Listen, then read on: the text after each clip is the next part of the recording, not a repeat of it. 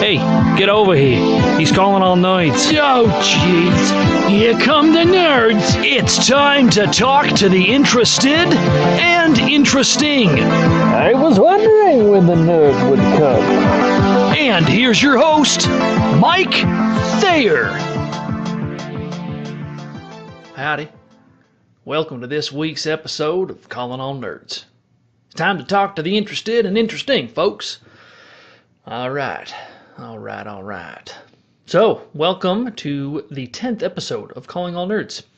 I'm your host, Mike Thayer, and this is a pretty special week because although I've talked about calling to all nerds, it's been a lot of fitness nerds, some movie nerds, some art nerds, but I've never really gotten to the heart of nerd, which is the fantasy nerd.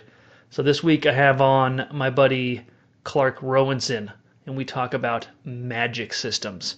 We get as nerdy as you can get. So if you're not quite comfortable with this level of nerdery, I still invite you to stay on, to participate in the conversation, to partake of the nerdiness, and see what we have to offer you. So we talk about magic systems. In a book or a movie, it's how the magic works, right? So Gandalf's magic works different than Dumbledore's magic, which works different than the Force in Star Wars, or Ether in my books, Passage to Avalon. So each of these have a different system. Sometimes they have rules, sometimes they don't. There's this whole discussion and understanding of these magic systems that me and Clark go into. So Clark has a website dedicated to this stuff, dedicated to the talking and the making of cool magic systems. So if you have no idea what any of this is about, I think you'll find it interesting. If you're a big fantasy fan and you live and breathe this stuff, you might find it even more interesting because we take a pretty deep dive into all things nerdiness, all things nerdy and of magic systems. So stick around. All right. So what has been going on in my life? This is the big lead up to book number 2, baby. We are there at long last. I have uploaded and tweaked and reloaded the quote unquote, I think I have 7 different drafts on my computer labeled final draft that I have then uploaded and then uploaded a new one and a new one. I keep finding stuff, we keep tweaking stuff. My wife did a big mad dash, went through and got all of the spelling errors and typos out, or at least we hope the vast majority of them. And I keep remembering more people to put in the acknowledgments and et cetera, et cetera. So such is the life of a self-published author. So last week it was pretty gloom and doom. I didn't know if I was going to get it over the line in time. This week I received my proof copy for the paperback. Looked awesome. The margins were off, so I had to go change the margins, which changed the page count, which caused the whole blah, blah, blah. You don't care. Anyway, it's hard. That's what I just want you to know that it's hard. Okay? I might make it look easy. Right? The book might look incredible, but it's hard to do. Good heavens, it's been quite a rigmarole, but I think everything is uploaded for the final time. The paperback should go live on the 10th. The ebook, you can pre-order right now, should go live on the 10th. The hardback, I've actually approved it to be published right now. It's from a different company, so they push all the information out into to Amazon and a bunch of other online distributors, and it just takes a while. There's no exact science to how long it will take. So the hardback should show up on Amazon and BarnesandNoble.com I think within a week, so you should see it there. So I'm hoping that gives everyone enough time. For those that want to buy it before Christmas, they will get it before Christmas.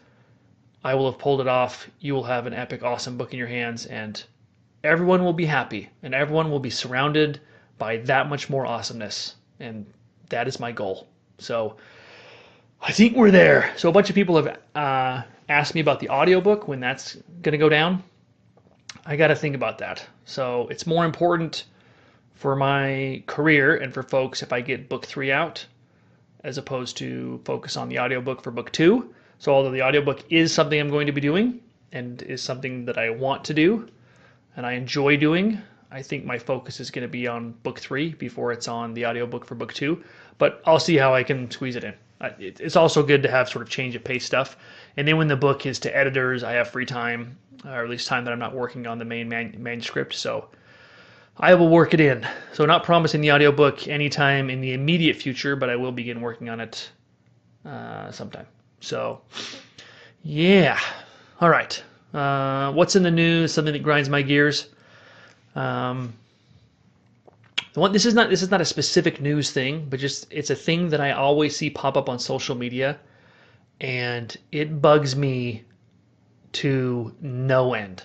And that's when you're in a conversation and you see it manifest itself a lot of times when you're talking about somebody controversial.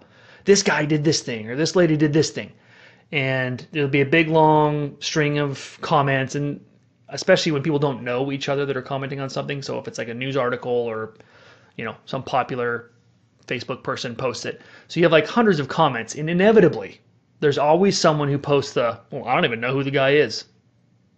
And that's their only comment. Like, oh, geez, I must have been living on a rock. I don't know who he is. No one cares.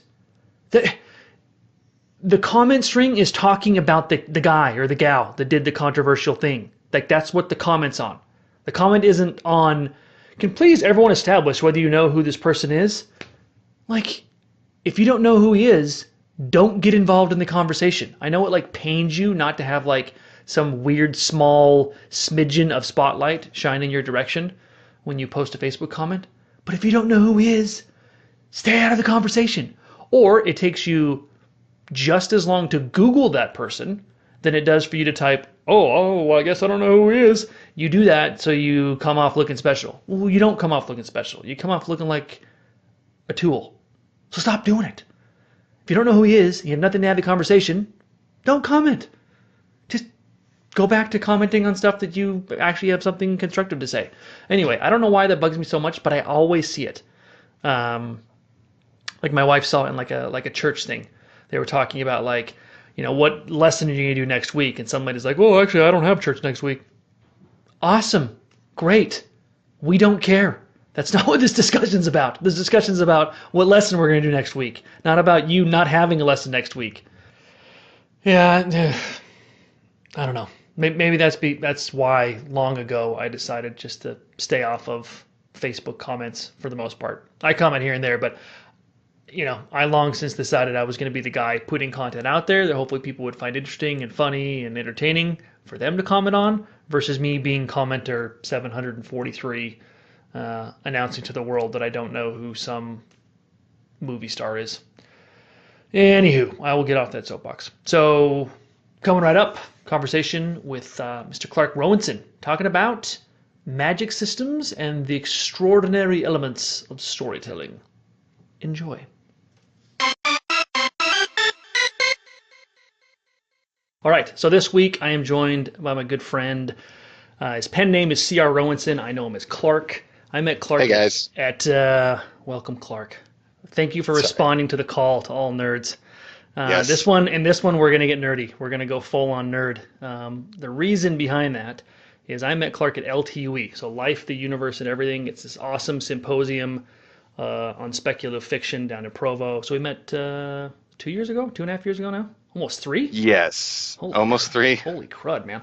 So know, it was right? the first one I went to, and we had a little meeting. We're both alumni of the Writing Excuses retreat, and so a couple of us got together. We hit it off pretty well. Clark's speciality is Clark has, number one, he's an engineer just like me, so we sort of think similarly when we discuss speculative fiction, whether it be science fiction or fantasy.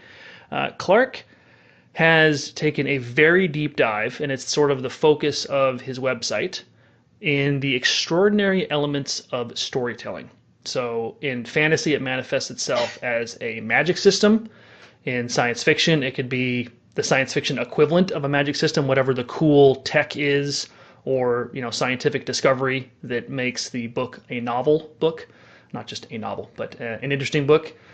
And to people who are deep into fantasy, we talk about magic systems all the time, but for people outside of fantasy, they don't really look at books as having a magic system and what is the magic system. So I wanted to talk about, number one, what is a magic system, or what is the extraordinary elements of storytelling, whether we're looking at fantasy or sci-fi.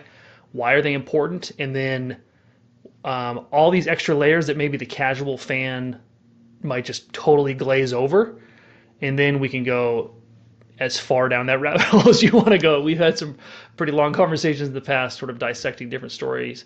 But Clark's looked at it in a very interesting way. Brandon Sanderson, big fantasy author, he's very popular for his numerous magic systems in his books.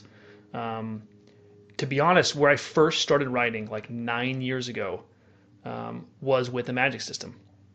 So when I did the book that remains unpublished and will probably be unpublished for a very long time, first book I ever wrote, A Place Among Heroes, I sat down and said, what would the magic system be? Because that was the thing that bugged me before I understood what magic systems were, before I had a big deep dive in fantasy about Lord of the Rings. Was like, sometimes the magic makes sense, sometimes I know what it's going to do, sometimes Gandalf does this, sometimes he doesn't. And I was like, how come he can shine a light and chase away the Nazgul one day, and then the Nazgul show up and break his staff just by looking at it the next? How come he's hitting people over the head with his staff instead of using it to shoot fire? So this stuff made me frustrated as an engineer.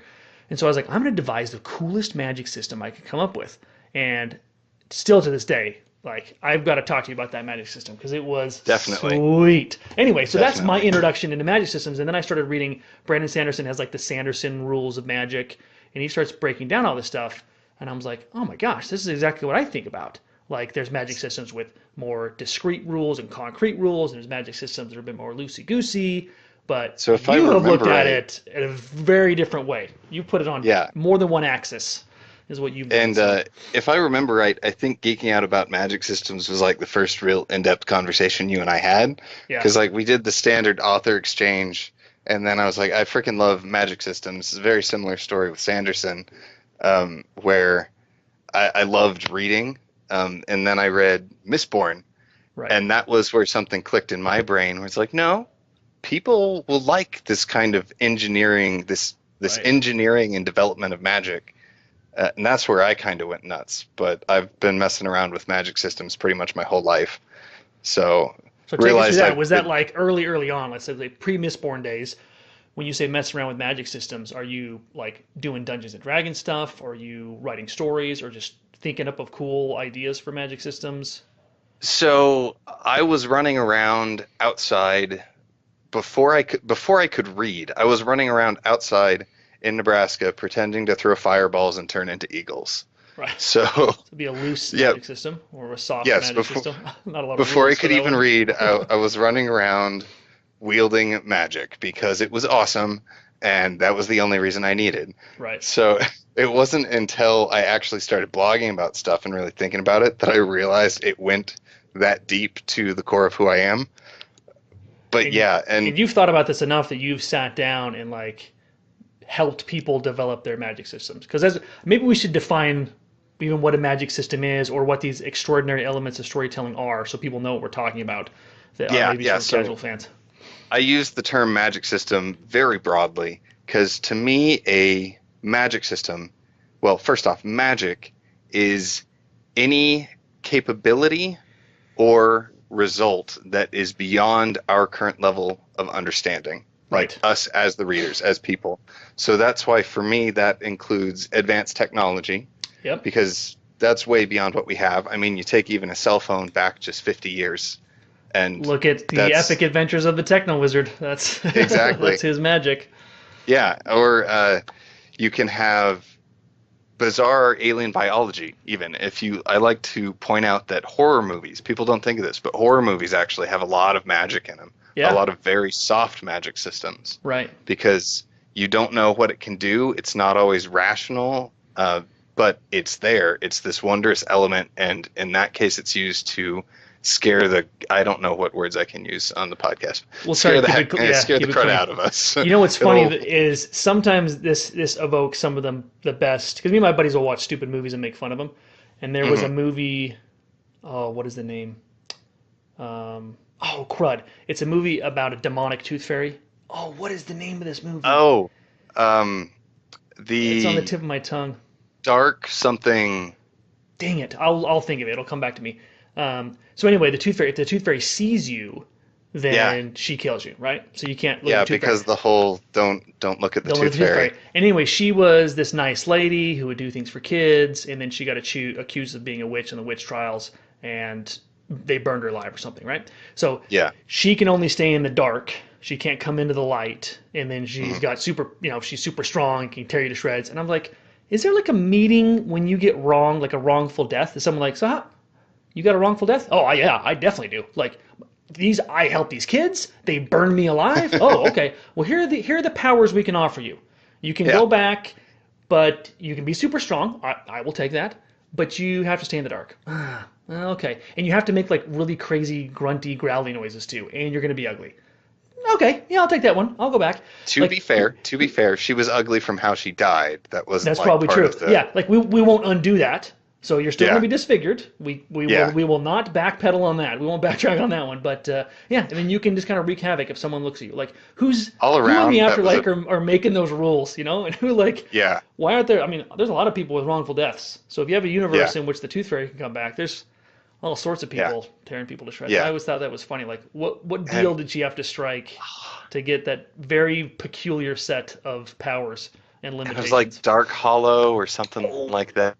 I'm not going to look it up. it- I refuse to look it up because my brain will figure this Yeah, out. I know a lot of people thought it was a really bad movie, but I loved that movie for exactly that reason because they really, really played off of that in a lot of really cool ways of them having to fight her back with the light, and they're running through this forest like in Michigan or something like that, Yeah. these giant trees, and they're having to shine the light around to bat her off as she's swooping in. And One of anyway, my favorite scenes of that whole I thought it was movie a cool movie. is when they're on top of the stairwell and there's like little parts that are shining on the landings. So they've got to jump from one landing to the next. And they're like, Yeah. all right, who's going to do it first? And this guy turns around and he's like, all this for an effing tooth? And I was Yeah. like, because he says exactly what the audience is thinking, you know, like, Yep. come on. But they just Yep. kind of wear it on their sleeves and don't take Yeah. themselves seriously. Yeah, I'm gonna have to look that up. I still think that's a But brilliant do movie. not tell me But- because I want to exercise my brain here. Something Creek, for some reason Creek is popping into my head, but it's not I Creek. haven't seen that in 14 years, so I'm not. I'm It'll come surprised back. that I knew exactly what you were talking It'll come about. back. But anyway, so yeah, so no, that's an interesting point. There are sort of certain rules to the unexplainable in horror movies, but that is Yeah. obviously extends itself much more broadly, much more in depth in fantasy and science fiction. As Orson Scott Card said, the difference between science fiction and fantasy is fantasy has trees and science fiction has rivets. right, That's right. basically Or Clark's third law, not me, Clark, Clarke. That was his last name. His third law was any sufficiently, or no, sorry, I'm getting this Darkness mixed up. falls. Which Schlock Mercenary?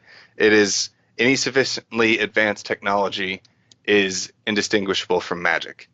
Oh yeah, Darkness Falls. Darkness Nice. Falls. I knew it would come. You So couldn't that's trust. Yeah, so Clark's third law, and Okay. then there's one that I like to call Agatha's law because I pulled it from Girl Genius, and it's the reverse that says any sufficiently explained magic is indistinguishable from technology. Oh, okay. So yeah, I That's really interesting. like that one. And then of course there's Schlock Mercenary that any sufficiently advanced technology is indistinguishable from a really big gun. So that's a good one. That's a good one too. Everyone loves the BFG. Yeah. So I don't know what is it you want to talk about? You know how much I love so magic systems. I can go on for I think hours, yeah, literally. and I want to give like a view into magic systems for sort of the casual fan that's going to be eye opening. For me, it was the basic understanding, and again, we've expounded on this, and we can. In fact, I want you to. Awesome. The difference between soft and hard. That was like, oh my gosh, yeah, I totally because you can see the applications all over the place. So what's the Okay, difference between yeah. soft and we'll go there, and then we'll go on the much more.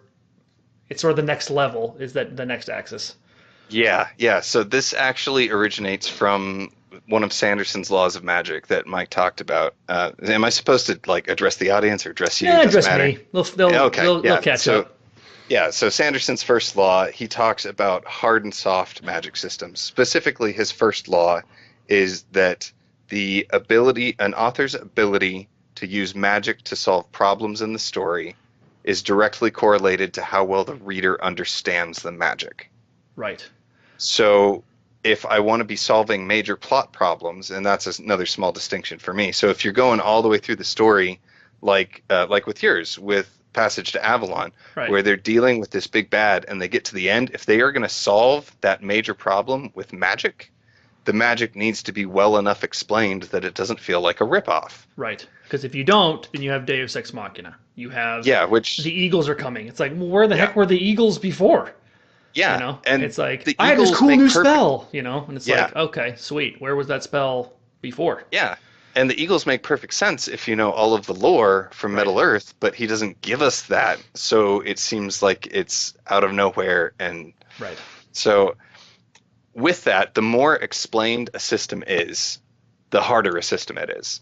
And the less explained it is, the softer system it is. And that is Sanderson's explanation. And I've tweaked that a little bit to apply it to the author's perspective as well. Okay. Because I can know a system inside out, backwards, forwards, upside down, and through time vortex. I can know it from any angle, but what I show to the reader may be something incredibly different. Okay. So the way I define hard and soft is it is the percentage of the entire system that is seen or understood. So if I have a vast sprawl, again, we'll take Passage to Avalon. You understand all of the intricacies of your system. Right. I would say 95% of it, because there's always a little bit you don't. Yep, I want to leave some of it just, loose. Yeah, if you knew 100%, then it would be real and it wouldn't be magic. What's crazy, though, is we don't even understand the laws of physics 100%. Right. And those are actual laws. Because when I think of hard, I think of, my sort of early understanding of it was when you have a system that's very, very hard, all you're really doing is redefining the laws of physics, more or less. The physics just involves some sort of magic, right? That's one way to do it, yeah. So in Mistborn, you have, they ingest these metals, they can do certain things. You're like, okay. Mm-hmm. So as long as I know this kind of guy is ingesting this kind of metal, he can do this kind of thing. Yeah. And it is very... Or if you look at really hard science fiction that seems like it could take place in our world, that's maybe at most 98%. Right. Because even there... degree of... They always go so far, and then there's that step. There's that step they take. I would say like The Martian would be a really good example. Like that's just taking our understanding of things and just extrapolating it a little bit. So it's like, oh, that's believable enough. We're not quite there yet, but I could see how that would work. The science is pretty sound, and people are okay with that. But you can't just So that's why I liked Mistborn, because you kind of know what you're going to get. And then my favorite part about hard magic systems, because I like hard ones more than the soft magic systems for the most part. It's an engineer thing, I think. Yeah, is I like the clever applications of hard magic systems. So when you all my magic does, and again, we'll probably refer to Mistborn a lot. All my magic does is if I burn this metal, I can push against metal. That's it. And I'm like, well, that's not. You can't make it go sideways. Nope. You can push against it, and that's all you got. And it's like, well, that's stupid. And then Sanderson shows you all these awesome applications of what you can do with that. You're like, oh my gosh, this changes everything. And all this guy can do is push against metal. And so I love, all you do is tweak one little rule, and so the reader just goes, okay. And then the author goes, no, hold my beer, or hold my Dr. Pepper, or whatever your hold my drink. Whatever your drink is. Yeah. Watch what I can do with this. And then you're just like, you're like, man, that author is way more clever than I am. And that is the ride I love taking people on. Like when Sam is he's caught, and I was like, all he's got is a phone, a listening device, and a drone. How do you get out of this? Yep. He's not doing anything funky. That's all he's got. And then in the end, you're like, holy crud. He got out of that. Legitimately got out of that. And that is really cool. That's what I love about magic systems that are well-defined. And it varies, right? Because we'll get to the next layer in a minute, but I like the magic systems that are rational, where I can extrapolate off of them. Right. Which we'll get to that in a second. Again, that's hard magic if it's very well understood or very well explained. So you understand all of your system, but as the reader, I did not get to see very much of the magic in Avalon at all. Right. I got to see a little bit. And that actually means, so for you, it was a very hard system. But for me as the reader, it was actually a fairly soft system. Right. But so I have two kind of magics. I've got ether, and then I have technology. Right. I've got and Sam's the technologies, drones, which is just a minor extrapolation, because it's only, 20 years into the future? Right. Not even that? 14 years in the future? And the technology is very, very much a hard system, because I understand most of how the technology works. Right. And that's one of the powerful uses of technology. It's really easy to build a hard system, because so much of it is built off of what your readers already know. Yeah, so you don't have to explain how a microwave works. You just have to explain, it's got radioactive stuff in it, I'm going to use it for this purpose, and then, I don't need to understand how they made your drone so small. I just know it's a little tiny flying robot with cameras on it. Right. We're good. That's good enough. I've seen one of those. I can imagine it a little bit smaller. Yeah, so Right. and there's a giant spectrum you get to play with between hard and soft. And the analogy I like to use on this is that of an iceberg. Not super original if you have heard them talk about world building and stuff, but if you think of it in terms of the iceberg in the water, in real life you see 50% of the iceberg. That's the way physics works. But if you think of it, the percent you see above the water is the magic system. So if you see most of the iceberg because it's sitting on land or it crashed a boat, I don't know, you can see most of the iceberg, then it's a hard system. But if most of it is submerged, then it's a soft system. It doesn't mean the rest isn't there. It just means you don't see all of it. That's the best analogy. It also might not be there. It also might not be there. Yeah, it may just be a tiny little iceberg, or it could be a giant one the size of a skyscraper. So let's take a magic system that everyone on planet Earth knows about, which is Harry Potter. So take Harry Potter and diagnose Harry Potter's magic system. So Harry Potter is interesting because it is, and this is where she did a really good job, I think it is more soft than hard, and I'll get into that. But she did a very good job keeping a soft system while still following Sanderson's law. Okay. Because all of the parts that she needed for the plot were very well explained. Yeah. Yes. She defined what she needed so that it wouldn't surprise you and leave you disappointed. So you knew how the mirror worked, the mirror of Erised in the first book. You knew you didn't know how the time turner worked in the third one. You knew how the Phoenix Tears worked in the second book before they cure him. Like, it was a one-off, but it was explained. Right. So that part was defined. But then there's everything else in the magical world. Right. Like, we can guess what kind of animals are there, but that's it. Like, we can guess there's going to be Pegasus and unicorns and all these other things, but we don't know how they work. We don't know what they do. We don't know the limits of spells. We don't know how spells are created.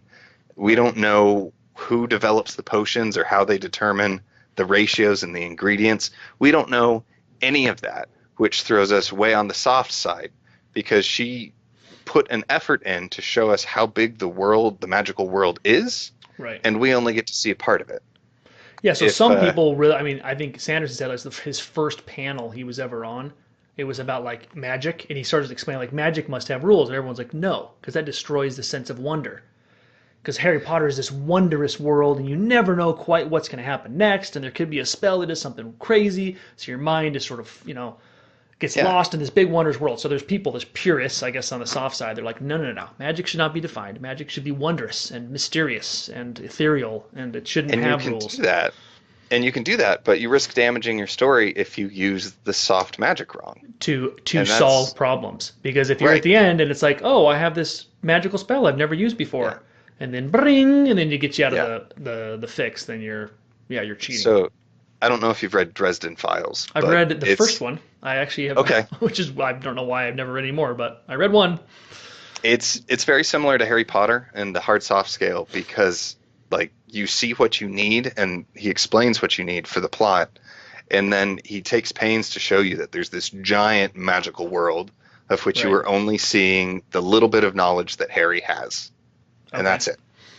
Or, let's see, there's a couple really good soft systems. There's Uprooted by Naomi Novik. And and the Black Company by Glenn Cook. Black Company's an older one. But both of those have extremely soft systems.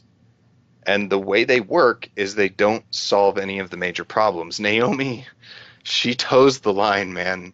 Like, pretty close. Yeah, there's a couple spots where, depending on who you are, it's really going to bug you, or you're going to be okay with it. Oh, we've talked about this. You gave me an example, and I was like, nah, that would bug me. Right. That would definitely bug me. And I was okay with it because the magic just came out of nowhere and saved them, but it didn't actually resolve any major problems. It got the characters out of immediate danger, which for you, you felt ripped off. But for me, I'm like, oh, that's cool. And now they're trapped and they can't do it again. So now the stakes are even higher. So it just made it worse. Yeah. Or it just delayed it. And they're like, well, we still don't know what to do. And we just get to watch the army approach now. So I look at those situations where it's like you're in a bind. Because I tell people all the time, I purposely paint myself into a corner. as an author. It's kind of like a challenge. I'm like, Right. I'm gonna paint myself into the corner. I'm an engineer. I've developed a cool magic system. I've developed a cool world, and I've got the tools I need to get out of here. So let's figure it out. And that, I think, you end up with the most satisfying resolutions to problems when you do that. And then, I mean, and I'm the author, so I can cheat. If I'm like, oh, you know what, I actually need that power just to be a little bit different, then I can go back and change it and do that. But to Or force if I me, change the situation just a little bit. just a little bit, you know. So it's Yeah. you can do that, but for the most part, I really do try to box myself into a corner. And then there's sometimes I just spend, like half an hour, just like, what is the guy gonna do? And it always comes, to some degree or another. And those are the most satisfying moments. So when I see an author squander those, I'm just like, it makes me mad because I'm just wired that way, and I guess that's okay. It might not be my cup of tea. But the other thing is, that's like a missed opportunity for me. It's like, they could have done something cool. They could have done something cool, and they didn't. So I don't know. And maybe the engineer in me is too strong yet. Give me a decade being away from the refinery, and maybe I'll change my ways. Well, and it's always interesting to me how everybody approaches it a little different, because I really love when that happens, but my approach is slightly different, where I spend a lot of time exploring the magic itself beforehand and finding little weird things that people wouldn't necessarily think of, and then I'm like, I'm going to find a way to use that. So, for example, give me an example. So in the book I gave you to read, it's currently titled Small Changes, Bloody Choices. We'll see if that title sticks by the time it's in print. But spoilers here. Who knows when you'll see it. The main character can turn herself into a mannequin.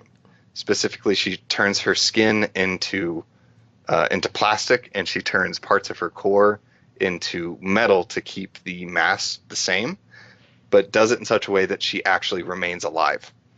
So that by itself, not super great. She uses, but God she dang it. but All she you do is accidentally mannequin uses powers. She accidentally uses it to escape a squad of hunters who are tracking her by smell. Right. Because by plasticizing her body, she doesn't give off a smell anymore.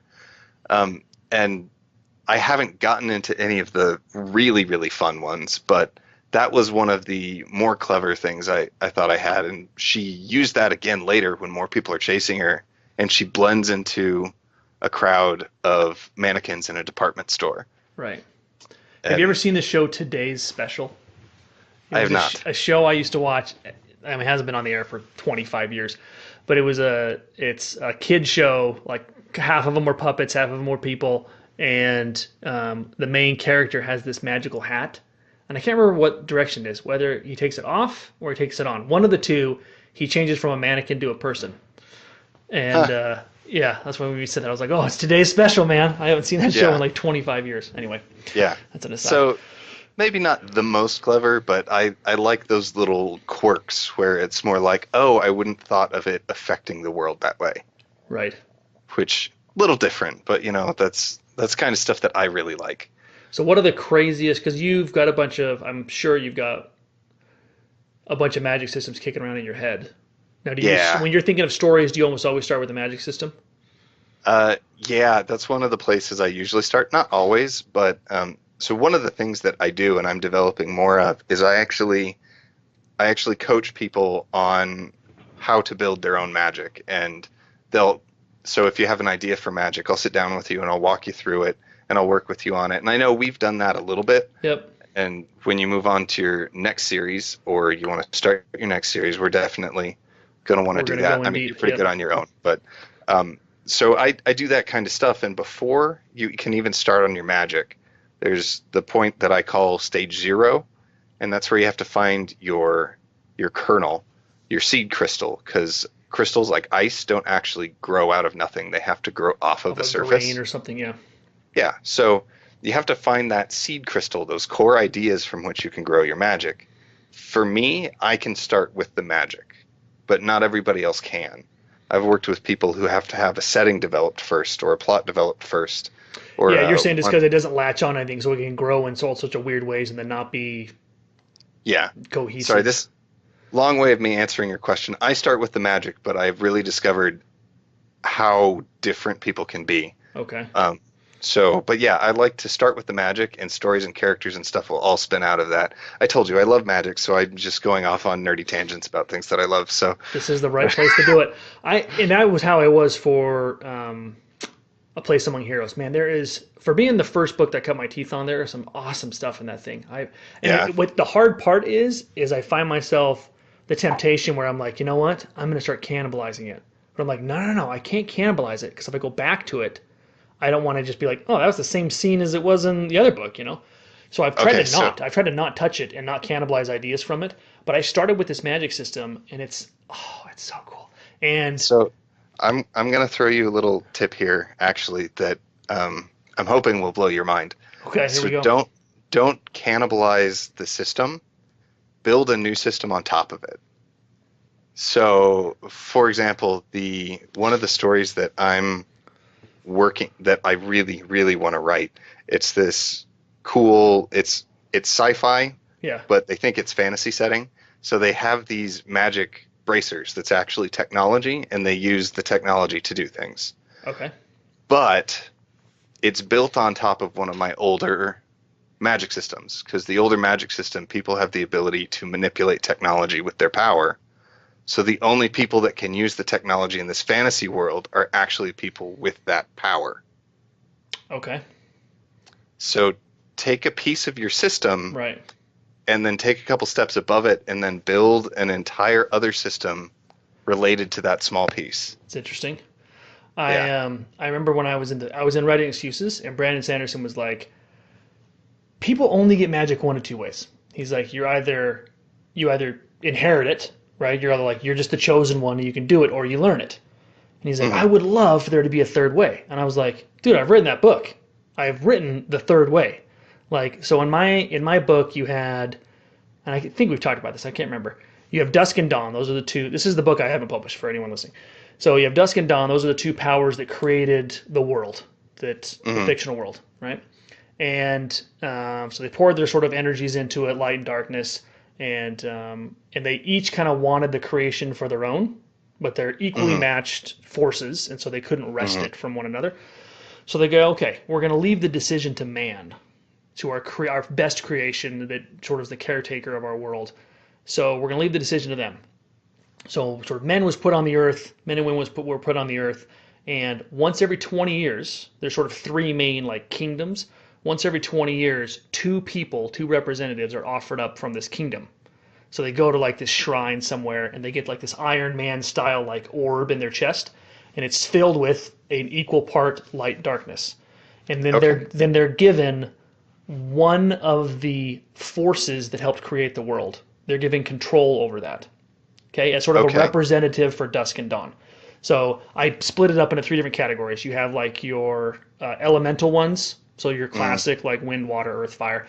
Then there's your energies: kinetic energy, potential energy, gravitational energy, thermal energy, nuclear energy. And then you have your ethereal ones: control of animals, mind reading, control of plants, stuff like that. And certain ones of these manifest themselves more often than others. So anyway, you have, at the end of the 20 years, the more you follow Dusk, or the more a hero follows Dawn, that orb ends up being more light or more dark. So you have one kingdom that's almost always follows Dusk, and one kingdom almost always follows Dawn, and another kingdom that's like, it's actually best to follow both, right? But at the end of the generation, that's pretty awesome. Yeah, at the end of the generation, they come and they're like, okay, it's sort of like the vote is the sort of the swirling light and darkness in their chest. So if they come back and they're all light, so there was a rhyme that I made to it. It's something like, I can't remember. I spent 7 years writing this book, and you think I'd remember all the details, but one for every it's like one from every race, each and every race agreed. Once you choose who you embrace, light or darkness, you are freed. Something like that, which is basically, so it sounds kind of quirky, it's kind of stupid, but the rule is you only need one representative from each of your kingdoms. Okay, so if your two heroes get killed off of your kingdom, that generation's a wash. You can't get Dusk or Dawn can't get it. So what happens is you have these realms where you have the heroes, they're following light, right? And so you can use your powers, and the more you follow Dusk, the more you follow Dawn, the more powerful you get. So you can use your powers, like let's say you control Earth, and you also Mm-hmm. control gravitational energy. Your two heroes. Well, you can use that to fortify your land. You can use it to make cool creations, to make beautiful art, or to Right. or you can use it to attack and coerce Tear and things down. enslave Yeah. other kingdoms, right? So the story is about the 77th generation. So there's been 76 generations, and they can never agree on who's going to inherit the world. And it sort of but one of the cool sort of applications of it is if I am going light, right, Mm-hmm. and my buddy, who's my companion, starts going dark, his incentive is to kill me off because they only need one representative. Right. So if you're both going light, that's great. If you're both going dark, that's Uh-huh. great. If you're both in the middle, whatever. So you're always like the political machinations are like, well, we got to convince one of these people who are always neutral to go one side. Right. The other people want to corrupt the people into Uh-huh. dust. But then they have like, if we corrupt one of them and we get rid of the other guy, then we're golden. Anyway, so it's just this, so you have some places that just have built these cool, awesome structures with these crazy powers, and others have attacked it, and there's 76 generations of just cool heroes. And then, what's really cool, I'm going way nerdy on this one, so, just Go for it. buckle up, everybody. So then you come back at the end of the generation and you cast your vote, right? You're like, look, this is who I followed in my soul stone. So if you follow Dusk or Darkness or Dusk or Dawn, you get sort of taken up to heaven. You get ascended or chosen by Dusk or Darkness. So you're not on Earth anymore. Okay. So you followed, even if like, look, we as humanity couldn't agree, but I showed that I was following Dusk or Dawn. So I'm translated. I'm good. I'm out of there. If you're somewhere in between, you keep some measure of your power, and you get cast back. So and then most people get rejected by society because you failed us. The one realm kind of accepts you because that's kind of what they wanted you to do in the first place. Right. But what it creates is all these people over 76 generations that have failed and that end up being cast out. So it creates like the cool, powerful hermits that live in crazy places with still some portion of their power. And it just creates this awesome world peppered with people with these cool abilities that are kind of fallen heroes and new heroes that get chosen every generation. And it just goes from there. Nice. So that was what I created. And then I just go, all right, how does that change the world? And obviously it changes the world in crazy ways. What can you create? What do you value? How does that change war? Yeah. How does that change art? How does that change? And you can you can go crazy with that kind of stuff. Yeah, there's so much stuff you can do. But yeah, was there anything else you wanted to make sure we covered, or so we can let's just keep bouncing around? So let's go to the other axis. So we've talked about hard and soft. Okay. We talked about the part of the iceberg that's out of the water versus what's hidden under the water. But what you've come up with, which is I haven't heard anyone else come up with, is another axis to plot this stuff on. So it's not just how far left you are, i.e. soft, how far right you are, i.e. hard. There's another axis to plot this stuff on. So explain that. Right. And I'm absolutely going to give credit where credit is due, because a lot of this there was stuff that bothered me about the hard and soft axis. And one of the things was in his essay on the first law, Brandon talked about Superman and Spider-Man and about how they are actually very hard systems because you know exactly what they are capable of. You know how the magic works and what they can do. Right. And I couldn't wrap my head around why his stuff was so different from that stuff. I couldn't understand why Mistborn was so different from Spider-Man if they were both really hard systems. Okay. So then I was doing a lot of blog reading, and there's a blog I follow called Mythcreants, MYTHCREANTS, so Mythcreants, right, like miscreants. Anyway, it's a great name. But they had a post that was about building rational magic systems. Okay. And in there, they just had a couple of lines where they talked very briefly about how there's a lot of talk about hard and soft, but rational is not necessarily the same thing. And that's really what finally helped things click in my head. And that's where the second axis came. So you have hard and soft. But they didn't explore the second axis. They just looked at things as rational or non-rational. Yeah, they said if you want a rational system, here's how you build a rational system. Okay. They didn't really map it out. Right. But that's where the idea came from. And you have the hard and soft, which is all about how much is explained, which relates directly to the types of problems you can solve in your story. Then you have rational versus, I call it nebulous. And that access is all about how you can solve those problems and how you can understand and learn about the magic system. So on the rational side, that's where you have Sanderson. That's where you have science fiction, because they will tell you A plus B equals C. And from that, you can extrapolate and say, if A plus B equals C, then B plus C should equal F, and A plus C should equal D. You can predict other results based on what you've already seen. Sure. With nebulous systems, you don't necessarily get that. You only know what works because the author has told you. On the extreme end, the only pieces of the magic system I can reliably say this is how it works is because they have been shown to me. Right. So what I really liked when you explained this to me the first time is the difference between like a Mistborn and the Spider-Man villains.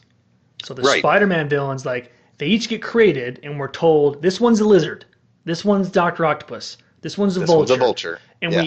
we understand what they can do once we get explained, but you never know who's going to pop up next. It's like, Right. oh, there's lizard people possible in this world now? Oh, okay. There was nothing to tell me that a lizard could or could not get created, right? Right. But once it The shows only- up, then it's explained, and then I Yeah. accept it, and he's going to act as a lizard acts, and he's not going to fly all of a sudden. Yeah. He's going to do that thing. So The only rationale is there's a large motif of animals, right? Because Spider-Man. right. There's the But even then, rhinoceros, that gets- there's the vulture. But even that gets broken when you bring in like Mysterio and the And Goblin Electro King and and Shocker and yeah. So with that, and be aware that all of these axes, like where you place a system, is fairly arbitrary. It's really Right. based on how you perceive it and how you want to classify it. Because Spider-Man, if you look just at Spider-Man's powers, those are kind of in the middle. Because the powers themselves kind of connect, sort of. Like spider sense, webs. Webs makes perfect sense. The spider sense is a little strange. But the way those powers work are very predictable. And then the unpredictability comes in if he gets new powers or if other people show up. Right. Like, there's not a big cohesive network of how all of this works. Whereas in Mistborn, it's very deliberate. Iron works this way, steel works this way, copper works this way. And you can then extrapolate saying, based on what I have been shown, this should also be possible. Correct. And I love rational systems. That's where my engineering side loves to go, is to the idea of like, if it can do this, then this should happen. So going back to my example of the mannequin, there's a bunch of things that I want her to do with her, I want the main character to do with her magic, but she just isn't skilled enough yet. So one of the things is the officers fire tranquilizer darts in order to incapacitate people.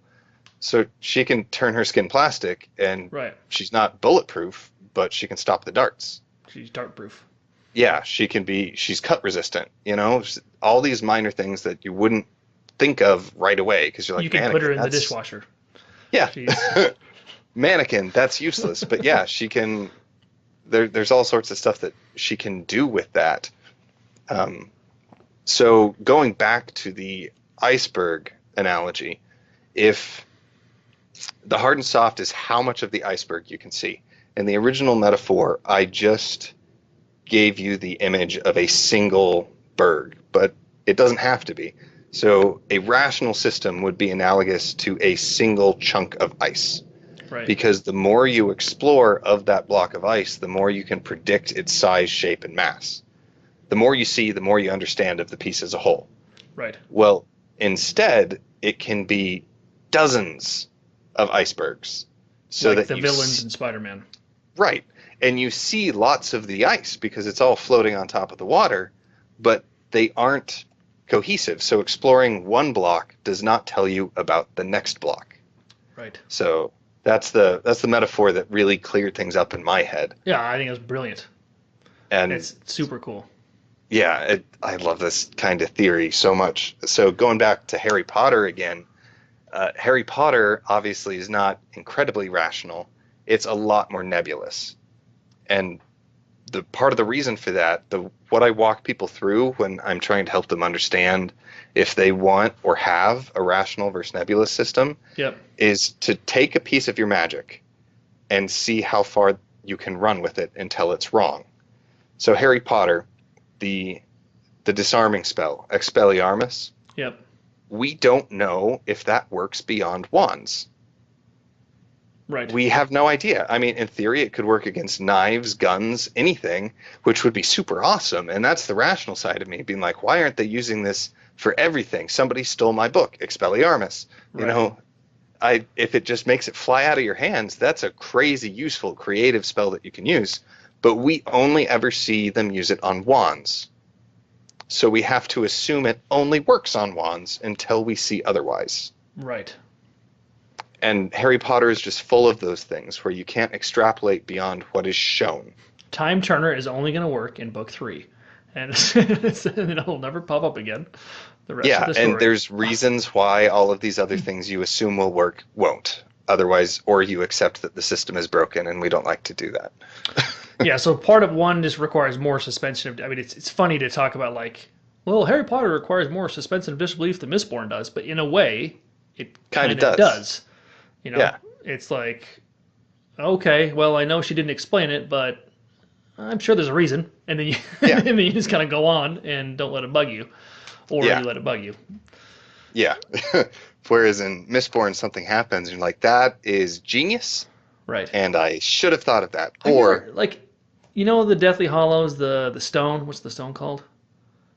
The one where you get to see all the dead people. And I was like, aren't there dead people floating around all over the place? Like, yeah, but these are specific dead people. I was like, these are dead people, not just like the mostly dead people. I was like, there's ghosts all over the place, and like all over the place in Hogwarts. There's people in paintings. I was like, couldn't Harry Potter just talk to his dad? Couldn't he just ask Nearly Headless Nick to go talk to his dad or something? See, like in Princess Bride, they were only mostly dead. Only mostly dead. Big difference between so you just have to like just assume like, all right, well, there's some ghosts here for some reason, and we can't have access to other ones, so well, I don't know. I guess there's a reason. Yeah. Me as an engineer, I'd be like, I'm gonna come up with a reason. It's gonna be cool. Yeah, exactly. But there is a limit to how many different cool things you can come up and explain, because then you can get kind of self-indulgent a little bit. Yeah, and you don't want to go too far with anything. But honestly, like one of my favorite parts about rational systems is I will sit down and I'll think and I'll extrapolate. And then when I'm right, that's the best part. When I'm just like, well, if they can do this, then they should be able to do this. So Mistborn, if any of your listeners haven't read it, then they should have a long time ago. Shame on you, and you deserve this to be spoiled.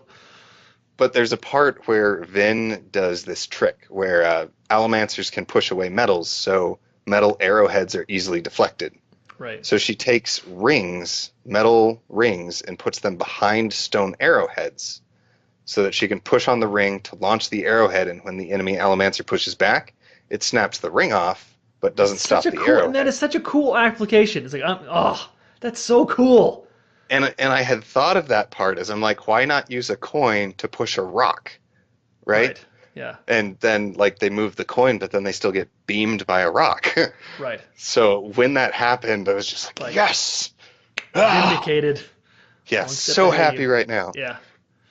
But yeah, that's I don't know. So what is there anything else you really want to talk about? Because otherwise, I'm just gonna be wandering all over the place. No, this is good.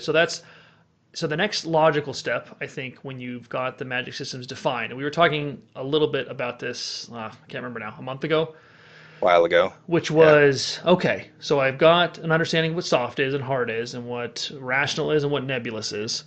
Mm-hmm. And so the question is, one is it's kind of like a cool reading party trick to be able to define magic systems.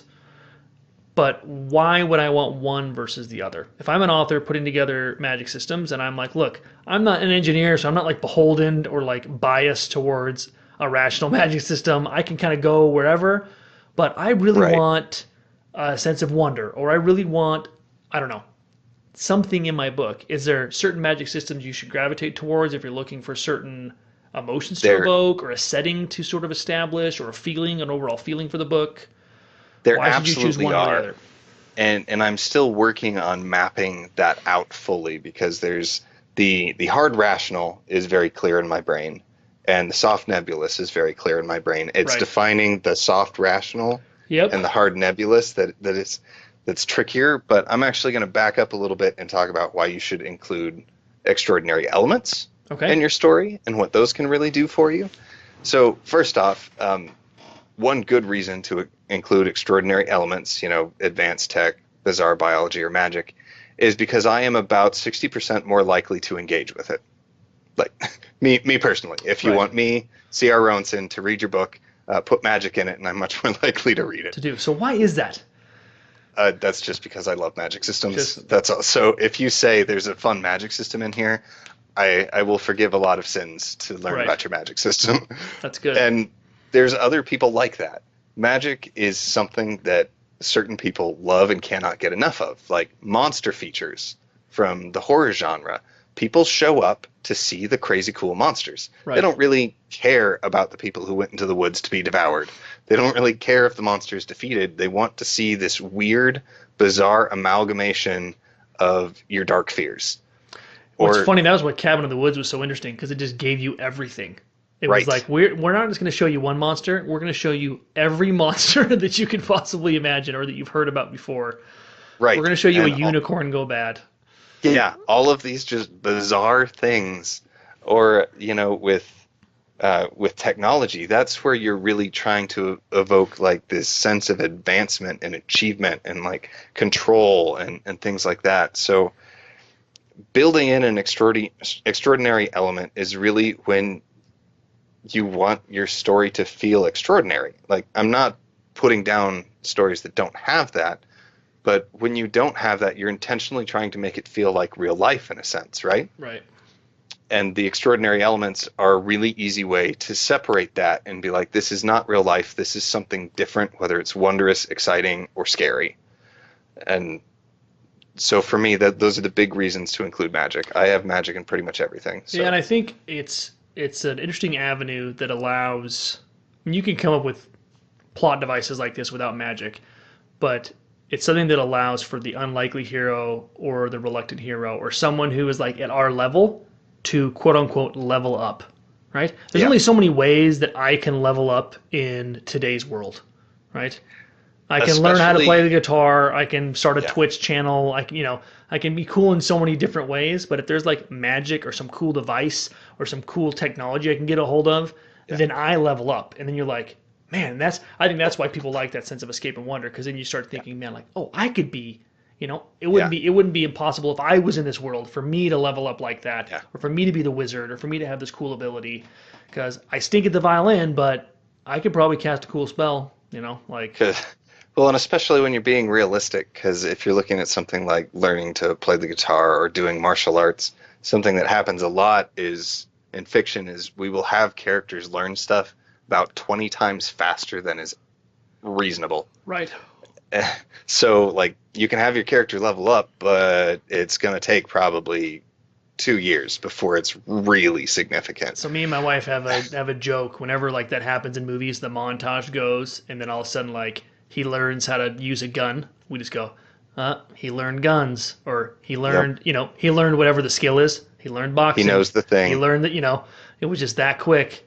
And I think, to be honest, everyone loves a good 80s action montage of like the Predator prepping the traps and stuff, or for the Predator. But I think it undermines a lot of your story when you do that.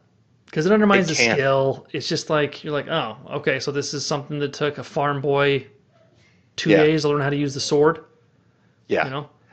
And this is one of my pet peeves specifically about like martial arts and fight scenes and that kind of stuff, is you can do that. So the amount of time it would take for a mundane person to outrank another mundane person is not that long. So if you wanted two people who are completely unskilled and you want your main character to be able to kick the butt of the other unskilled person, that can be done in a couple months of intense training. If you want the mundane person to be able to beat an expert, that's a lot of luck or years. Right. Assuming that the other person has stopped training altogether and is letting themselves get fat and lazy. Yeah, like, there's a lot of things about that kind of stuff that grinds my gears. One is like how many different, like I was reading this one series. I even like the series a lot, but every single, like, you meet some new person that was some like, oh, this person studies this, obscure martial arts, and then they would like trump the next person, and this person knows the arcane blah blah, and then they would trump, and it's like, look, I watch a lot of UFC, a lot. So this is a world that I don't train mixed martial arts or anything, but I kind of understand how a lot of this stuff goes, especially when compared to other fantasy authors. If you have a 130-pound woman and she's fighting a 220-pound man, now you can train someone like that to beat a lot of guys, but you can never train someone like that to beat a 220-pound guy that's trained. Right. It will never happen. It will never happen. There's a phrase what is it? It's a big good man will beat a small great man. Right. And that's or will beat a small good man. Size does matter. It absolutely matters. And it makes me furious when it's like, oh, well, this person, this 120-pound whatever, or this chick, like, she knows this cool martial art. It's like, then punch the guy in the face as hard as you want to, and it won't matter. Have you seen someone who's 300 pounds and 6'7"? Like, they don't fall. Go watch the heavyweight match in the last UFC fight, and it's like, that guy can take punches from another dude who's 270 pounds. You want to generate enough force if you're 125? Very specific skills can be used in those situations, but they require a lot of skill. So like Aikido is one of those. Yeah, but even it has its limits. It does. That's what mixed martial arts did. That's what UFC did, is it blanked out all of those conversations. It's like, well, a karate guy's going to... It's like, no, he's not. Because the bigger guy is just going to kind of... What it did do was if you take someone who's very unskilled, you'd have like Royce Gracie, who was 150 pounds. He could take out a 300-pound guy. But once you taught the 300-pound guy how to fight Royce Gracie couldn't do anything. You have guys like Matt Hughes who ran through the Gracies entirely with American wrestling. He beat all of them. And so one thing I try to do... Now, I have 2 daughters, so I don't want to be like, women can never be warriors. But I hate, like, there's this new cartoon, The Dragon Prince, which I love. It's really cool. But they have this character, she's this girl, and she's a bad A, and she just kicks down doors, and they fly off their hinges, and I'm like, is she, like, magically strong or something? Like, she better be. And they never explain it. It's like, no, she's just tough looking. I was like, yeah, but she's a slender girl. Like, so, and it makes no sense. So all the women in my book, Rowanna is a tough chick, and I wouldn't mess with her, but she's an ether prodigy. Yeah. Right? Well, and the other thing with that is there's the phrase "fight like a girl" shouldn't be derogatory. Like the way it's used now, it totally is. Right. But the way women need to fight is different from how a man fights. Exactly. Because I can use my center of balance. I can use my reach and my mass in a way that a woman can't. Correct. So she has to train and fight a bit differently than I do, because I'm not a huge guy, but I'm tall enough that I have more mass than enough people that if they're blocking, I can power straight through that. Right. And that's why, like, so be clever about that. Like, don't have your woman warrior just show up a guy doing a guy thing, because it's not going to be believable. But have your women focus on, like, cool things. It's like, ooh, like, in this world, women are way more magically predisposed, or they have something to, like, counterbalance the fact that, like a perfect example. So an average man has 670 nanograms per deciliter of steroids. So 670 is the number. Okay. If I'm cheating using steroids, I'll get to like 2,000. So I have roughly 3 times the amount of testosterone in me if I'm doping than an average man. An average woman has 50. Okay? Interesting. So you take a woman compared to an average man, it's 15 times the testosterone. When you look at a man versus a man who's doping, it's 3 times. And And to be clear, we are not saying in any way that women are inferior. That's not what this conversation is. But what I'm saying is, like, you when have you to approach it different. When you pay attention to this stuff and you approach it differently, you can come up with cool solutions. But when you take it and it's like, this is a tough girl, so she's going to beat the guys. I'm like, I don't believe that. Like, plus, as a side note, as a writer, this may require you to make her more competent, which is going to make her a more interesting character way anyway, more interesting. So don't be afraid of that. So I have Zienna. So Zienna she's based off of my daughter, Sienna. So Zienna is a character in book 2, and she is the best, most feared warrior in basically all of Avalon. And she's female, but she was also a descendant of someone who was able to undergo extreme hybridization with animals. So her genetics allowed her ancestors to get this extreme hybridization. So she's like 6.5, 7 feet tall. She moves like a panther. She has like slight cat eyes, and you're like, okay, I can see why this woman is an absolute fearsome warrior. Right. But I'm not just like, yeah, this 120-pound girl went and learned some mystic art of how to punch. It's like, yeah, but she can only punch so hard. Unless it's like her fist can now move at the speed of light because it's magic or something. Then it's like, okay, that's fine. Yeah. But again, like, men are in brute strength are women on steroids. Women on 15 times as much steroids as women. So come up with a cooler solution than this chick's tough, because then it just looks like you have an axe to grind. And I'm not going to pay attention to that. So come up with a cool, clever solution that's like, this is why you have a cool female warrior. Because it's just so, I don't know.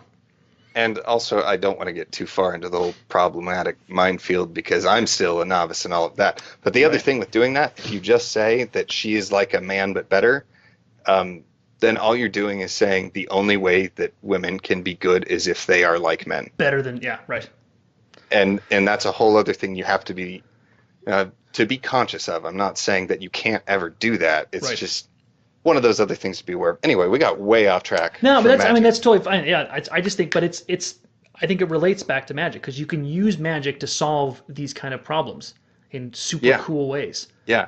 You know. So, actually, I have too many magic systems in my head, and there's one that I really want to do because I used the magic system to build a world that actually made sense to me where the women were all the warriors. Like there's obviously the Amazons and that kind of stuff. I wanted to make it so that it was like countrywide. It wasn't an anomaly. This is how their culture is structured. Right. The women are the warriors and the men stay home and farm and take care of the families.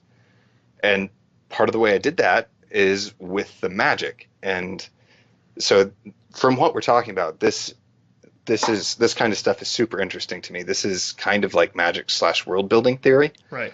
Because everybody in that world has magic. So it's not that women have magic and men don't. So it's not that they're better. What actually makes it happen is that the magic levels the playing field, and then societal expectations are what cause the flip.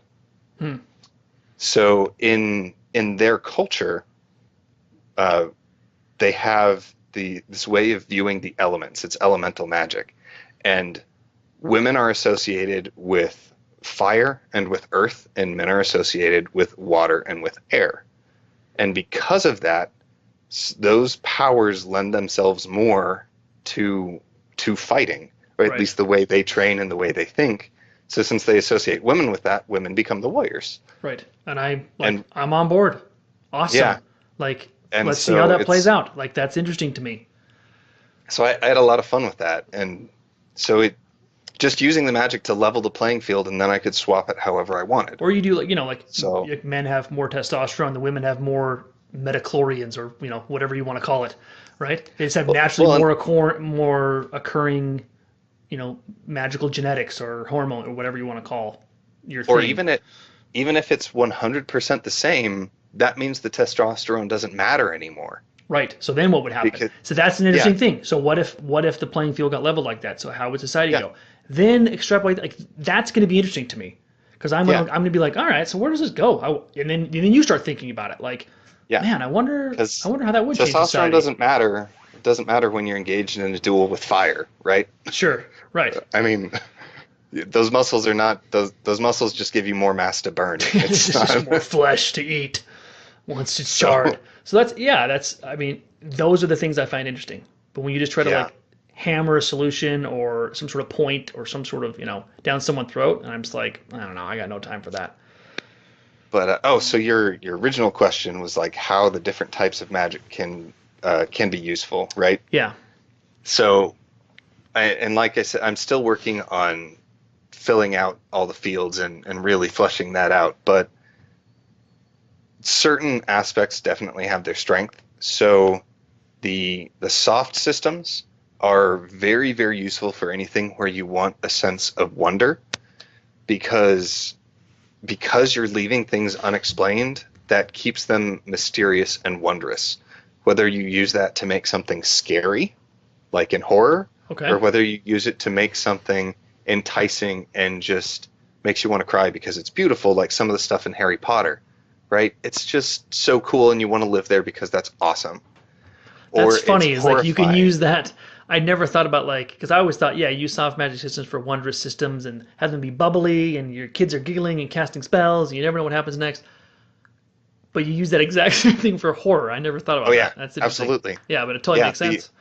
the unknown. And then hard systems work really well where you are trying to build a solid setting or trying to build solid character, where you're trying to define something unique. Right. Having the magic lets you add definition to it. So whether it's a world, a character, or something like that, having a fully explained magic adds a lot of shape to whatever it is you're building. Does that make sense? Yeah, I think one of the reasons why I like it is because it goes back to that, like my desire to paint myself in a corner and come up with cool solutions. Is it allows me to do that, but it also gives me, even when I define it, it gives me some level of control to kind of tweak it so I can really hone in on some really clever solutions. I can't really do Right. that if I was like, this is Earth, this is kids in high school, the laws of physics apply. I'd come up with different solutions. I'd have different problems, but like I couldn't use the law of physics to like just kind of bend it a little bit, redefine it a little bit, and then come up with something I think is really novel. Right. So that's why I like having control of a magic system. Well, and specifically what you like is the hard and rational systems. Yeah. And a system can be rational without being hard. It's tricky because what I've been doing in November, we just finished Nano when we're talking now, but I spent November building a magic system and writing a whole bunch of blog posts about how I went about building it, kind of as a walkthrough. Right. But I specifically set This is out. the virus one? Yeah. Okay. It's a virus-based magic system where you get infected, and while you are sick, that is when you have the magic. See, there's another way. You either, Sanderson's like you only either learn it or you inherit it. Getting infected by it, that's a third way for sure. Depends on how liberal you want to be with inherited, because like I wanted to say kind of where you were going, like you earn it. Yeah. Or like you collect it, but those are kind of versions of inheritance. Inherited to depending me on is how just like, liberal you want to be. you're a farm boy, and guess what? You're also a wizard. Oh, you no just have kidding. it. Yeah, You're just born have with it. Yeah, That's what you mean. Okay, yeah. yeah. Yeah, then you could totally like collect it. You can earn it. It can be forced on you. Anyway. Ooh, forced. So on you. That's an interesting one. Well, that's what the virus is, right? Yeah. The magic is kind of forced on you, and then it's up to you to find a way to use it. So when I set out with the magic system, with the virus system, I intentionally wanted to build a soft, rational system. So I could show more of what that looks like, because those are less common. And the soft nebulous, so you're most likely to find either a soft nebulous or a hard rational. Correct. And I have a theory for that. And I think it's because doing either of the others takes more work. Okay. It takes more work, or not all of the work is used. So, for example, Passage to Avalon, what the readers see is a soft but rational system. But that's only there because you built it as a hard rational system. Right. And I'm just only revealing a certain portion. So by the end, depending on how much I want to reveal, how many tricks up my sleeve, because one of the threats of revealing too much is you reveal too much and you don't keep enough. Because I've defined it, and then as I've gone, I'm like, oh, you know what? That doesn't really work. I'm going to tweak that. But if I would have showed my hand up front, I Right. couldn't have. I would have locked. I would have locked in. You're committed, yeah. Right. And I'm not saying this is the only way to build a soft rational system. I think that's the only way people like you and me can build a soft rational Right. system. Okay. Because other people can probably take those single pieces and extrapolate from them. I can't. I have to know a fair bit of the system before I can see how it can be extrapolated. Yeah. To me, it just the So- risk of doing it wrong is too big when you do that. When you extrapolate off of something that doesn't have a super solid foundation, Yeah. I just think you're playing with fire. And it really depends. I have no doubt that there are people out there who can build a soft rational system by starting with the soft and just making it rational. That's not me. I Right. can't do that. So this to virus, build go talk about this virus one. Do you want to talk more about this virus one so we can understand a little bit more on how it works, or do you want that to come out with the blog post? Oh no, this can totally be a great teaser because do you care if I throw out some pitch stuff for my Go for it. content now? Yep. Right. So this series, it turned into it's a minimum of 13 posts. I'm going to be releasing those over the course of the year, about 2019? one a month. Yeah, over Okay. 2019. Okay. And so all of this is going to come out in there. They're only going to hear a snippet here. Okay. But if they want to go to my website, which is just crrowenson.com, they can sign up for my mailing list. And as soon as I get it all wrapped up and together, people who sign up for the mailing list will get all of the content all at once. So they can just binge through it. That's cool. So that's one of my little hooks that I'm trying to throw out there. You'll still want to check in because when people give me feedback and ask questions, I may tweak the posts as they come out. Okay. But if they want all the content, they just need to show up 2019, sign up for the mailing list, and they'll get everything. Awesome. But so to that end, the way I set out making it soft and rational is I knew that I was only going to show the reader a portion of it. Okay. I knew the system was going to be bigger than what was shown in the story. You're only ever going to show them a portion of it. That's all they're going to see in that story. Okay. Yeah. I All right. might, if I wrote another story, I could write another story that showed more of the system, but then it would be more of a hard rational system. Okay. So that's actually something interesting. I said the status is kind of arbitrary. It can vary across a story and between stories. Sure.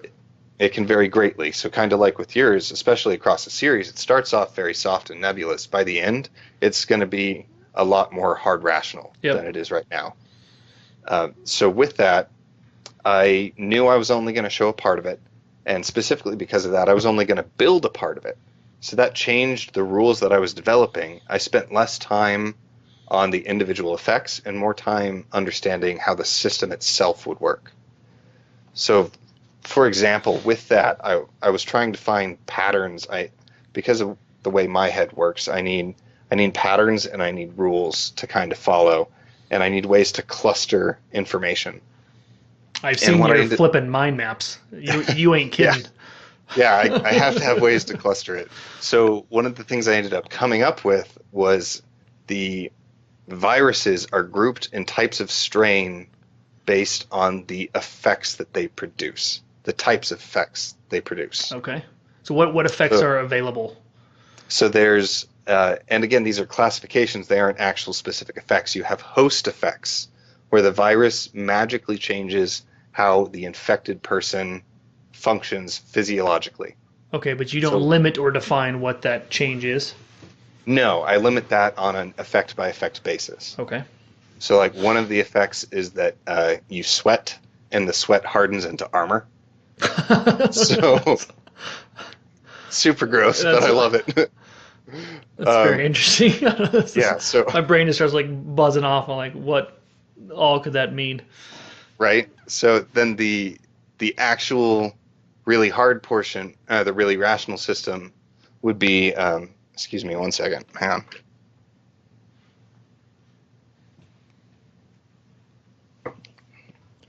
So to make it more rational, I would really dig into the specific effect. I would really start looking at the ins and outs of the sweat armor. Right. But I didn't do that. I focused on the overarching structures. So there was the host effects, there's environmental effects where the magic occurs when the virus is outside of the host body, specifically in the blood. So when your blood is outside your body, it does magical things. And then you have the vector effects where I get infected and it goes through mutation in my body, and I act as a vector for this new mutated strain. And the people who get infected from me as a vector become susceptible to certain types of influence from me. Oh, okay. So like that was a structure I put in place. I didn't need to know all of the effects that existed under each category. I just needed to understand the categories and some of the basic rules of the different categories in order to extrapolate enough. And at one point, I even took all of my ideas of effects and narrowed it down to 5 because that's all I really wanted in this short story. And then I developed those specific 5. If I was doing a whole book or a whole world, I would have picked all of the ones that I wanted and developed all of them. Right. But I didn't need to because I knew the scope of the story I was building. Okay. So. Very interesting. Okay, so that's and so this is gonna be attached to a short story. Yeah, that's the plan. I'm going to try and get the short story written so that that's also something that I can send out to people so they can see how it was implemented.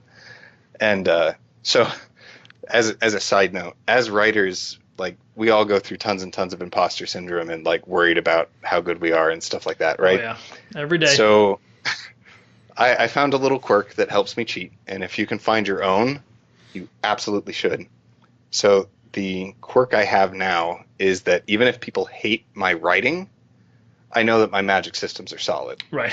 You are going to like the magic. So, or even if you hate it, it's like you can hate the book, you can hate the characters, you can hate the structure, but don't tell me that the magic is crud because I know it ain't. It's not. Right.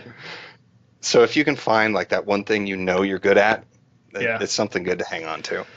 Yeah, I've had to retreat back to those quite often because it's like I just know. That's one of the reasons I think I'm more comfortable in middle grade than I am in adult fantasy because I'm just never gonna like have the prose of, Patrick Rothfuss or all these writers are escaping my mind. Robert McCammon has just gorgeous prose. If you've never read any of his stuff, I haven't read any of his stuff. The guy who wrote Lies of Locke Lamora, why can't I remember his name? I'm blanking. Scott Lynch. Yeah.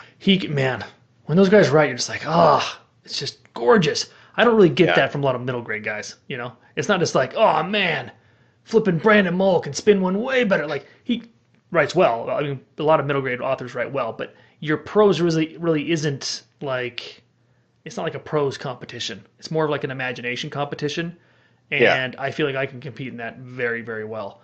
My prose I would not say it's among the best of the, but it's not, it's serviceable. It's pretty good. But the one thing like I'm confident in, I know my plots are solid. I'll have big turns. I'll have cool twists, good reveals.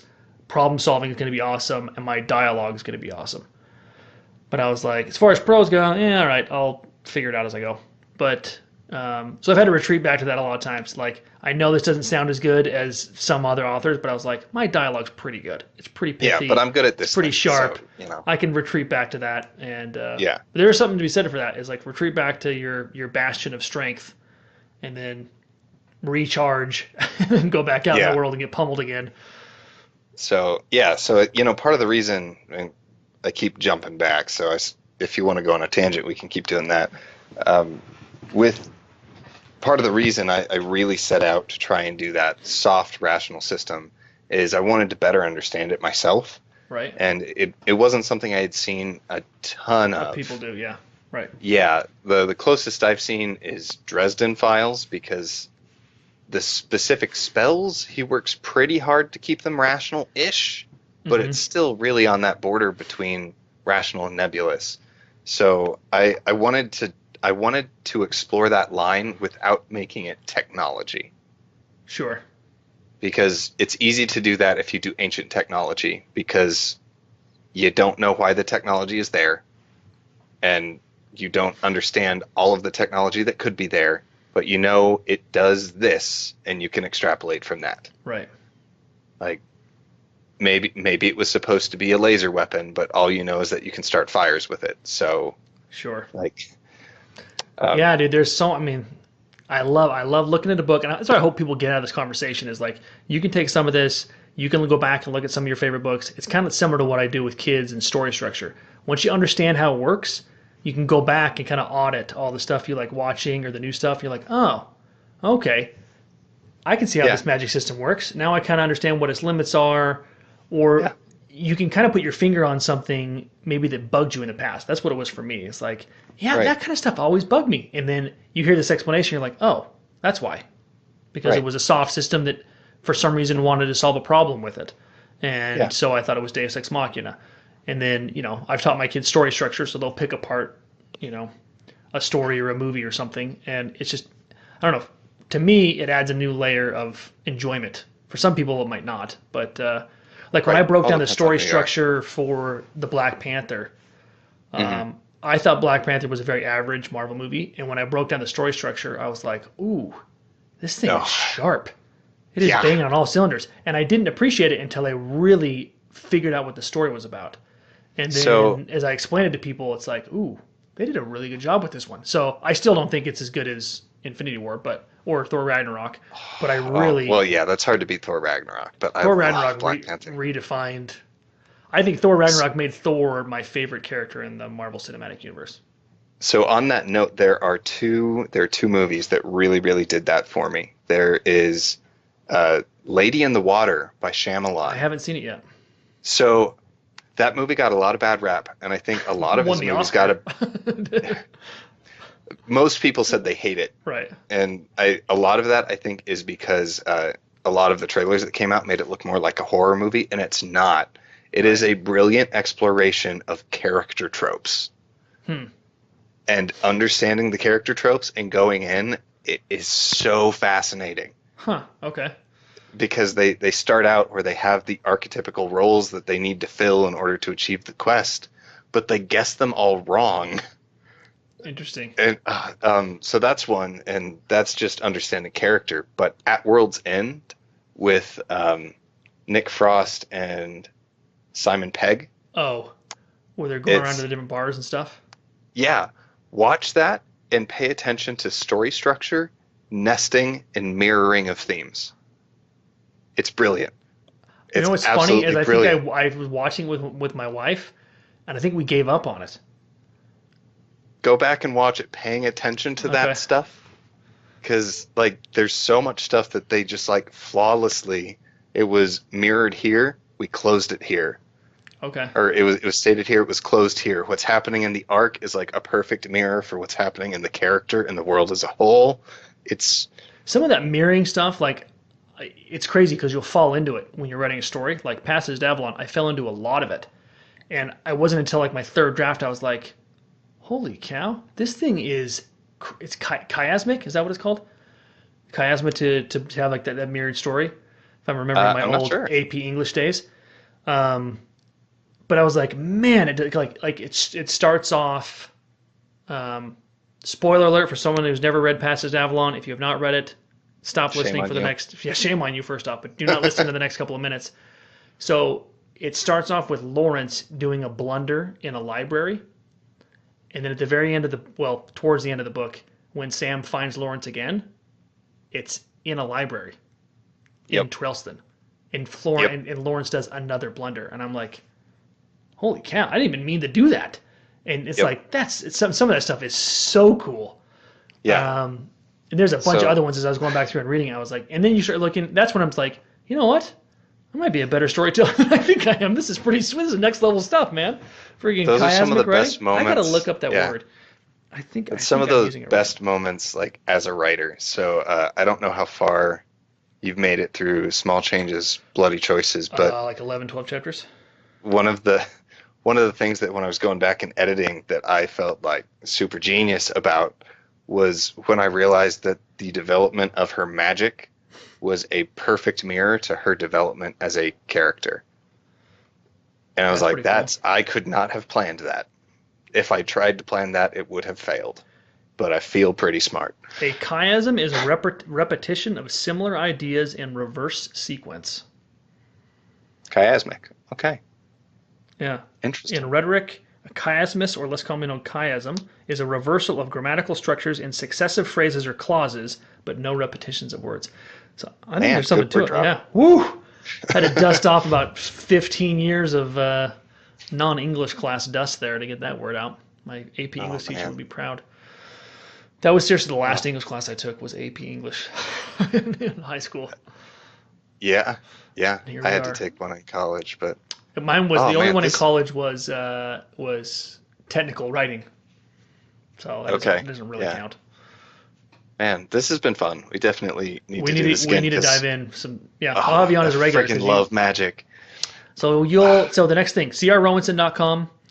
Correct. I will have the link in the podcast. I haven't been very good at that, but I'll have the link in the podcast description. Please subscribe because you're going to get a whole bunch of knowledge dropped on you hardcore come January. Or if you want the piecemeal version, you can get a little piecemeal, but I recommend, it'd be cool to have it all at your fingertips and sift through. You're trying to get the short story to come out at the same time, is that right? Not quite at the same time. Okay, I'm going to have to pace it, but it definitely should be ready by the end of the year. We'll see whether that's just for people on the mailing list. It depends on how that happens with other story competitions and stuff like that. You're saying your nano was writing these posts, right? Because you said you had like 43,000 words of blog posts. I got between all of the writing about the magic system itself, all the brainstorming and writing out the information of the magic system, and all the posts I got done, it was like 43,000. So what will you be writing then? So you'll be releasing these over the next year, but what are you writing over the next year? So those are going to come out about one a month over the course of the year. Yep. There's going to be 1 month in there where there will be two, just because the way the weeks stagger. But the rest of the year, I'll be doing other general information. Like I'll be talking more about the different types of magic with the axes. Like when I was talking with you, we talked about finding ways to define and explain the specific quadrants. Yeah, some of that stuff was really cool. When you crystallize that is going to be super cool and very, very unique. So I want to explore that more. One of the other things that's going on is I'm going to be at LTUE again this year. Yep. And I'm also working on building up my service as a coach. So one of the big things I'm going to be doing this year is building up that capability like online and having all the system prepped so that I can offer my services professionally to people who are working to develop the extraordinary elements of their story. Very cool. Again, people who are on the mailing list are going to be the first to know about that because they get first crack. So you're going to be on panels at LTUE if you want to see you in person? Yes, I will be there. I will be on panels. Exactly which ones, they're still hammering a lot of that out, but yeah, it'll be fun. I'll definitely be seeing you there. It's going to be great. Yeah, I got on 3, and one of them is gaming content. So I was like, well, better start that Twitch channel. So better play some video games. So I'm going to start my Twitch channel in a couple weeks. Yeah, I'm really going to be pestering them because I know there's at least one panel on magic systems that the schedule they sent me I am not on, and I want to rectify that. Yeah, so, you got. I mean, if there's a panel you need to be on, it's that one for heaven's sakes. Yeah. Pull up another chair, dude. Stick yourself on the end of the table. Yeah, I'm definitely gonna. If I'm not on the panel, I'm gonna be in the room asking questions, not being a jerk, but trying to make it a more interesting panel for everybody in the room, right? So, cool.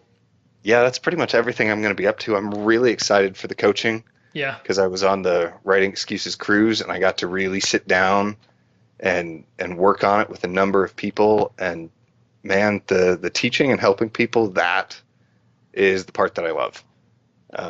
So I've already had people throw at me the whole, those who can't do teach. So because I'm teaching, I obviously can't do. But for me, I sat down and I looked at it, and the teaching fulfills me more than the building. Like, I love the building, but sitting down and helping somebody with their system leaves me with a better feeling than me developing my own system. Interesting. So that's what you're going to be focusing on then. Yep. A lot of blog stuff and a lot of the coaching stuff. Very cool. All right, man. Well, after you get a crack at all the way through the Uncharted Land, you got to let me know what you think. We'll have another conversation about how, because I explore, it was very interesting. I want to have a talk with you about this because I explore the ether-based magic system a bit more, but I added a twist that I had not developed beforehand. I kind of made Okay. it up as I went through. It's called a compromise. You had And mentioned that a little yeah, bit. and Yeah. it becomes a theme for the entire book it's one of those things that like, not that it took over the book, but Compromises. Yeah. it became a very, very big theme for the entire book. And it was one of those things that was cool because what was happening, the magic system mirrored the choices that Sam was having to make and the things he was going through in his life. And when it came together at the very end, I was like, whew, that was smoking, Yeah. man. That was sweet. And So going back to one of the early things I said, and then we really should probably sign up because we've been talking about like hour and a half. Yeah, This is about what that. happens whenever we talk. I know. It just goes for a while. We're like, it'll be an hour, then 2.5 no. hours later. But one of the big things that magic and other extraordinary elements can do for you is when they're done right, they can amplify any aspect of your story. Yeah. And that's I kind agree. of what you're talking about there is you got it set up and it took that theme to another level. It definitely You can did. you can do something like in Dresden or in I'm drawing a blank on some of the others, but Furies of Calderon, also by Jim Butcher, where to me those are most evocative in how they shape the characters. Like they're important to the plot and everything, Yeah. but they really make the characters stand out and pop because of how they use their magic different and their attitudes towards it. And that's something that would be a lot harder to bring across without the magic. You can explore even touchy subjects. Yeah. In a very interesting way, through the lens of magic. Yeah. Like take it for Yeah. what you want. You can explore it, but Willow wants to be somebody who she's not. Yeah. Right? And so you can come from all sorts of different aspects of your life and angles and read into that issues that you might be dealing with or that are important to you. So I don't need to talk specifically about this issue in the world. I just need to talk about themes and explore those themes Right. from like this, and then it allows you to be like, oh, so this book does explore a lot of the themes that are relevant today, Yeah. and are in society. And I don't have to hang a lantern and be like take a political side. I can just talk about, okay, let's talk about in general that feeling of I want to be somebody who I'm not, or Yeah. and then but people can look at it from all different walks of life and look at it and explore that Yeah. and draw meaning from it. That's what I love about these extraordinary elements of storytelling Yeah. is you can go after all these kind of things Yeah. and appeal to a Dune, huge Dune. Yeah. Yeah, that was the other example because I read through that after some classes on refining, right? Right. And I was like, oh, spice as oil. That makes this a horrifying analogy. Yeah, right. See? Like- Yeah, and then I love this stuff because it makes it in some ways more palatable to everybody, and you can get stuck in a story that you probably wouldn't get stuck into if it was as politically heavy-handed as it could be, and then allows you Right. to kind of explore a different angle, and you're like, okay, I normally wouldn't have read a book like that or that talked about something like that, but had a cool enough thing, it brought me in, and then you learn a little bit more about what other people think and the human condition and everything else. So, all right, I will cut it off there, Mr. Clark. Thanks for talking with us, and we will definitely see you Sounds next time. good. Yeah. Yeah, awesome. It was great being here. Very cool.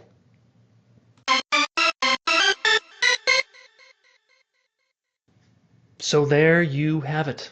Yet another interesting conversation here on Calling All Nerds. Hopefully you survived the intense, non-stop onslaught of nerdery from me and Clark.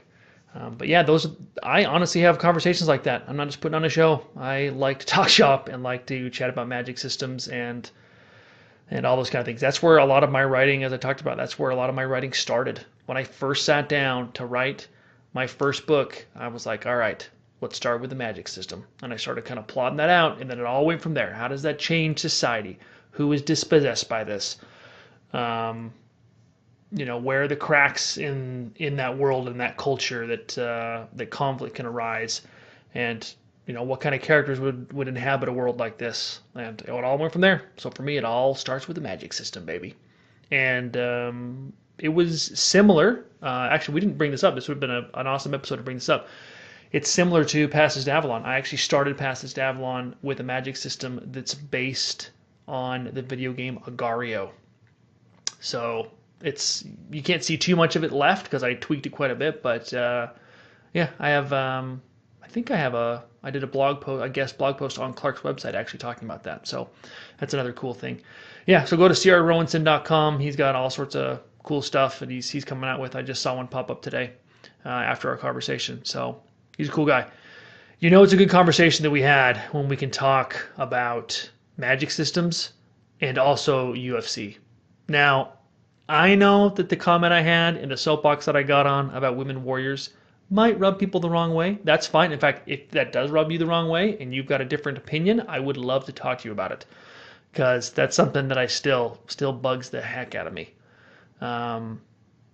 Is when you take some sort of diminutive person and just because they're tough looking or they're supposed to be cool, that all of a sudden grants them with an inordinate amount of strength. Being fierce only works so much.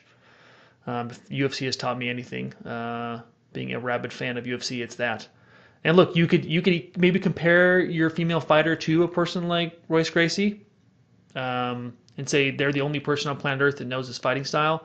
But his fighting style was kind of slithering around on people and eventually choking them out after.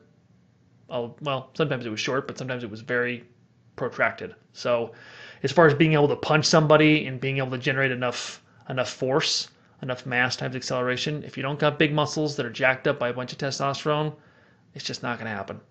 And some people would say, well, it's a fantasy show. You're really going to say that's unbelievable? There's magic going around. Yeah, but the magic has a magic system and it obeys that system.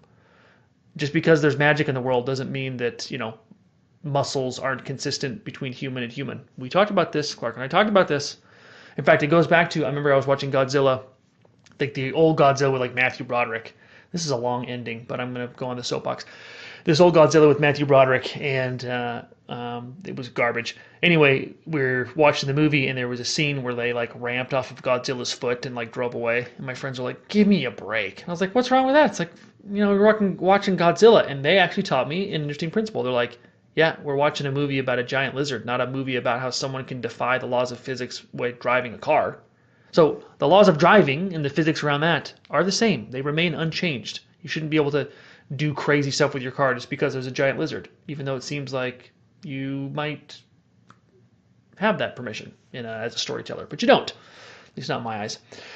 Anyway, real quick, UFC 231 this Saturday. Who do I got? I've got Max Holloway over Brian Ortega, and I've got Valentina Shevchenko over Joanna Jędrzejczyk. So I think Joanna's going to be on a slide, man. I think she's going to drop this one. I think Valentina's a beast.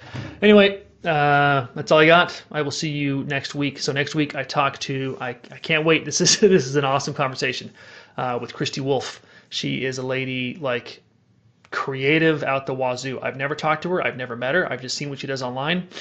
She was kind enough to accept the call to all nerds.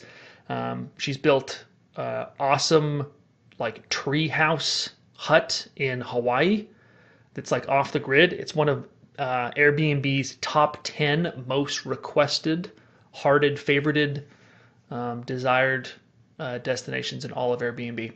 And then what's most important to me is that she built a legit hobbit hole. This has been a little pet project of mine. I probably have talked about it on the podcast before. I really, really, really want to build a hobbit hole, and she did it, and she did it extremely well. So she's just, crazy creative and extremely talented, and she's made all these kind of crazy properties, and I can't wait to talk to her, sit down, see how on earth she knows how to do all this stuff and kind of what makes her tick. So that'll be next week. So until then, please, the call is always extended to all nerds. From me, respond to the call. See you later.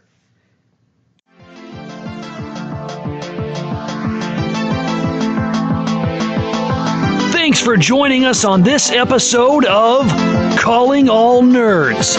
To find out more about Mike, his novels, blog posts, videos, and everything else interesting, go to mike-thayer.com.